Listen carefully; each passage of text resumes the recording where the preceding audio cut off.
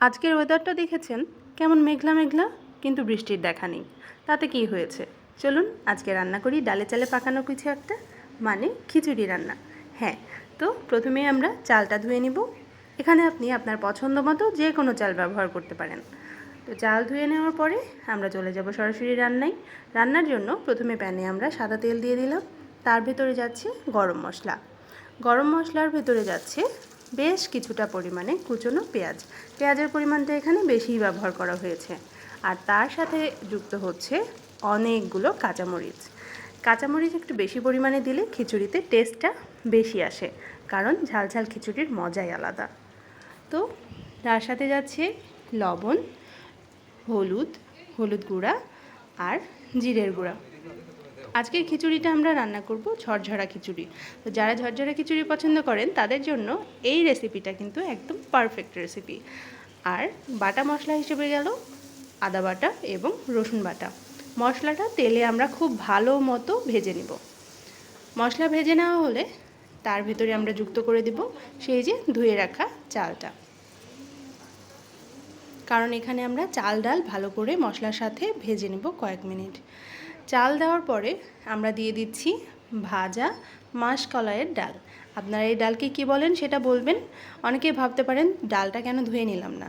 আসলে ডাল না ধোয়ার কারণ হচ্ছে এটা আমাদের একদম বাসায় তৈরি করা ডাল, মানে বাহিরের কোনো ছোঁয়া বাদে আমার মায়ের হাতের তৈরি করা ডাল। তো এটা আমরা ধুই না, কারণ ছোটোবেলা থেকে দেখে আসছি বাসায় যখন খিচুড়ি রান্না করা হয় তো বাড়িতে এভাবে তৈরি করা ডাউলটা কখনোই তারা ধয় না। আম্মুর ভাষ্যমতে ধুয়ে নিলে নাকি এটার স্মেলটা, মানে গন্ধটা, সুঘ্রাণটা চলে যায়। তো এই যে আমরা 3 থেকে 4 মিনিট ডাল চাল মশলা সুন্দর করে ভেজে নিয়েছি। এবার তা চলে যাচ্ছে রাইস কুকারের প্যানে।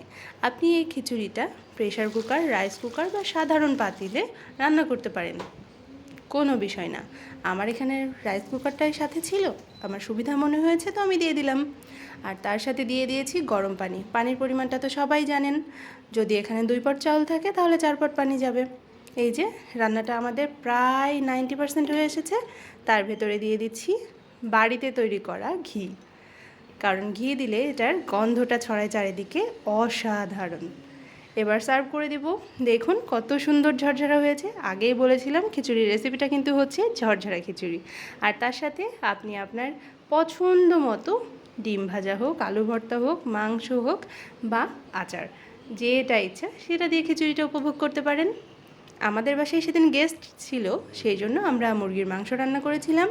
তার সাথে ছিল বেগুন ভাজা, আর সালাদ আইটেম ছিল শসা, টমেটো, কাঁচামরিচ। ও স্পেশাল একটা জিনিস ছিল, সেটা হচ্ছে আমের আচার, মায়ের হাতের আমের আচার। রেসিপিটা দেখতে হলে অবশ্যই আমার চ্যানেলটা ঘুরে আসুন। আমি ডিসক্রিপশন বক্সে সেই আচারের রেসিপিটা আপনাদের জন্য দিয়ে রাখবো। তো উপভোগ করুন, ভালো